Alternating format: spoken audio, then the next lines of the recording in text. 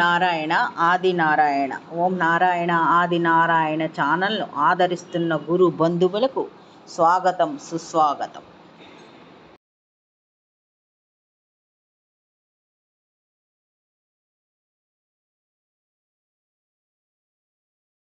ఓం నారాయణ ఆది నారాయణ. ఓం శ్రీ భగవాన్ వెంకయ్య స్వామి నమః. ఆశ్రిత జనరక్షకుడు, దీనజన బాంధవుడు శ్రీ భగవాన్ వెంకయ్య స్వామి వారి పాద పద్మములకు నా ప్రణామములు. సమస్త సగుణ రూప నిర్గుణ రూప గురుదేవుల పాద పద్మములకు నా నమస్సుమాంజలి. అవధూత శ్రీ భగవాన్ వెంకయ్య స్వామి వారి అనుగ్రహంతో, సమస్త గురుదేవుల ఆశీస్సులతో శ్రీ మొగలిచెర్ల దత్తాత్రేయ స్వామి వారి జీవిత చరిత్ర పారాయణ భాగం 34. ఓం శ్రీ గణేశాయ నమః. ఓం శ్రీ సరస్వతి నమః. ఓం శ్రీ గురుభ్యో నమః. ఓం నారాయణ ఆది నారాయణ. ఈ భాగంలో స్వామివారు ఋతుక్రమం, ఊర్ధ అధోలోకాల వివరించారు. అది ఇలా ఉంది. శ్రీ స్వామివారు ఏదో ముఖ్యమైన విషయం గురించి వివరించబోతున్నారని శ్రీధర్రావు దంపతులకు సత్యనారాయణమ్మ గారికి అర్థమైంది. స్త్రీలైనా పురుషులైనా పశుపక్షాదులైన క్రిమి కీటకాలైన శరీర ధారణ ఉన్న ప్రతి జీవికి ఆకలి దప్పులు, నిద్ర, మైథునం, ఋతుక్రమం, సంతానోత్పత్తి, మలమూత్ర, స్వేద, కప, అపానవాయు విసర్జన అన్నది తప్పనిసరిగా ఉంటుంది. వీటిలో ఏ ఒక్క ధర్మాన్ని ఏ జీవి తప్పించుకోలేడు. ఏ ఒక్కటి సరిగ్గా జరగకపోయినా ఆ జీవి అనారోగ్యం పాలు కావటమో లేదా ఏదో లోపముతో బాధపడమో జరుగుతూ ఉంటుంది. అవునా? ఇక మానవ మాతృల విషయానికి వస్తే, స్త్రీలకు బహిష్టు అనేది సహజమైన శారీరక ధర్మం. మలమూత్ర విసర్జన రావడం ఎంత సహజమో ఇది అంతే సహజం. మలమూత్ర విసర్జన శరీరానికి చెమట పట్టడం, జలుబు చేస్తే ముక్కు నుంచి చీమిటి రావటం, దగ్గు వచ్చినప్పుడు కళ్ళే రావటం ఎంత సహజమో ఇది కూడా అంతే సహజం. అవన్నీ అపవిత్రం కానప్పుడు ఇది అపవిత్రం ఎలా అవుతుంది? మానవ శరీరం ఒక మహా అద్భుత లోకం అంటూ అనర్గళంగా చెబుతూ ఒక్క క్షణం ఆగి ప్రభావతి గారి వైపు చూసి ఇలా అన్నారు. తల్లి, నీవు సప్త సముద్రాలు, పోని 14 లోకాలు అంటే ఏమిటో చెప్పమ్మా అని అడిగారు. ఆమె ఇలా అన్నారు.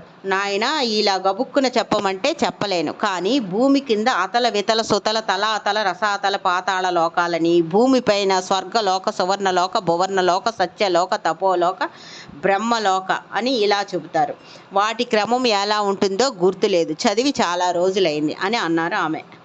అవునమ్మా, అలానే చెబుతారు. అప్పుడు స్వామి ఇలా అన్నారు. అవునమ్మా, అలానే చెప్తారు. అయితే అవన్నీ మనిషి శరీరంలోనే ఉన్నాయి తల్లి. బాగా ఆలోచిస్తే సప్త సముద్రాలు అంటే లవణ, క్షీర, రక్త, స్వేద, జీర్ణకోశంలోని ఆమ్లాలు, నోటిలోని లాలాజలం ఇలా చెప్పుకోవచ్చు.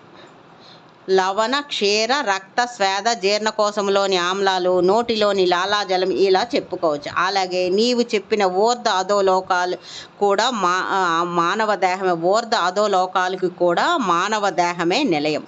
మాలాంటి యోగులు మనోనేత్రాలతో యోగ సిద్ధితో చూస్తాం వాటిని. మేము చెబితే సత్యమని నమ్మి చిత్తశుద్ధితో ఆలోచిస్తే తప్ప తెలుసుకోలేరు మీరు. చూడు తల్లి, శరీరాన్ని 2 సమభాగాలుగా విభజిస్తే నాభి అనేది భూలోక స్థానం. అటు పై లోకాలకు, ఇటు కింది లోకాలకు నాభి ఆధారభూతం. నాభి నుండి కింది భాగం ఆకలి దప్పులకు, జీర్ణకోశానికి, ప్రాణి జన్మస్థానానికి, మలమూత్ర విసర్జనకు, ప్రాణి కదలికలకు, సృష్టి కార్యానికి ఆధారం. ఉదాహరణకు, మీరు ఏ రైల్లోనో బస్సులోనో ప్రయాణం చేస్తూ ఉంటారు, లేదా ఎక్కడో ఒక చోట ముఖ్యమైన పనిలో ఉంటారు. హఠాత్తుగా మలమూత్ర విసర్జన చేయాల్సి వస్తుంది. అవకాశం లేదనుకోండి, అప్పుడేం చేస్తారు? ఒక గంట పాటో, ఒక అరగంట పాటో, లేదో మీరు ఆపుకోగలిగినంతసేపు ఆపుకుంటారు. అవునా? అంటే నీ శరీరంలోనే ఒక మరుగుదొడ్డి ఉంది, నీ వెంటే మూసుకుపోతున్నావు. మళ్ళీ అవకాశం రాగానే విసర్జిస్తారు. శరీరంలోని ఆ భాగం ఖాళీ అవుతుంది. ఒక క్రమబద్ధమైన ఏర్పాటు శరీరంలోనే ఉందన్నమాట. అవగతం అవుతుందా తల్లి? అందుకే నాభి నుండి క్రింది భాగాలను అధోలోకాలు అనవచ్చు. ప్రతి ప్రాణి పుట్టుక అధోలోకాల నుండే జరుగుతుంది. అలాగే ఈ బహిష్టు కూడా. లోపల తయారవుతున్న మలినమైన రక్తం, అవసరమైన మంచి రక్తం నీలోనే ఉంచుకొని చెడు రక్తం బహిష్టు రూపంలో బయటకు వెళ్ళిపోతుంది. దానికి రకరకాల పేర్లు పెట్టి ఇంటికి దూరంగా ఉంటారు.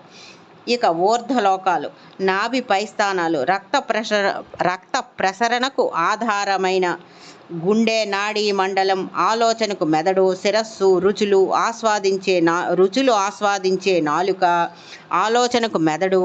ఇక ఊర్ధ్వలోకాల విషయానికి వస్తే నాభిపై స్థానాలు రక్త ప్రసరణకు ఆధారమైన గుండె, నాడీ మండలం, ఆలోచనకు మెదడు, శిరస్సు,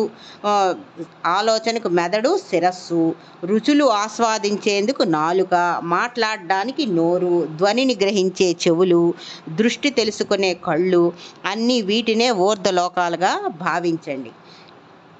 నీ ఆలోచన సక్రమంగా ధర్మబద్ధంగా ఉంటే నీ శరీరం ధర్మ మార్గంలో ప్రయాణిస్తుంది.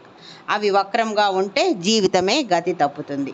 యోగులు ఇంద్రియ నిగ్రహం, రాజయోగం గుహ్య ప్రదేశం నుండి మూలాధారం మొదలు సహస్రం వరకు కొనసాగిస్తారు. అంటే జీవి అధోలోకం నుండి నాభి దాటి ఊర్ధ్వలోకాలను తెలుసుకొని ఆత్మజ్యోతిని దర్శించడం అన్నమాట.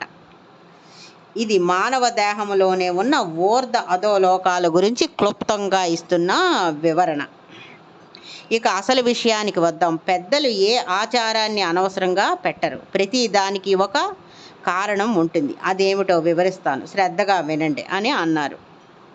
అది తరువాయి భాగంలో వారిచ్చిన వివరణ తరువాయి భాగంలో స్మరించుకుందాం. ఓం నారాయణ. ఆది నారాయణ.